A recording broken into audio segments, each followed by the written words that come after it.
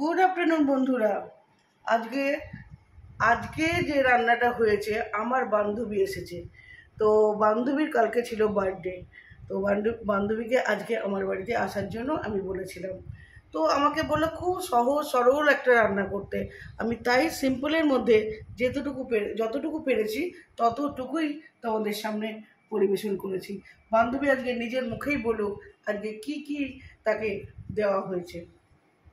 ভাত, আলু সেদ্ধ, পটল ভাজা, শুক্তো, ডাল, আর ওটা কি আর একটা শুক্তো, এঁচোড় চিংড়ি, মাছের ঝোল, মাছের কালিয়া, চাটনি, দই, লাস্টে ওয়াটার। হ্যাঁ। সো যতটুকু মানে আমার দ্বারা সম্ভব হয়েছে ততটুকুই করেছি।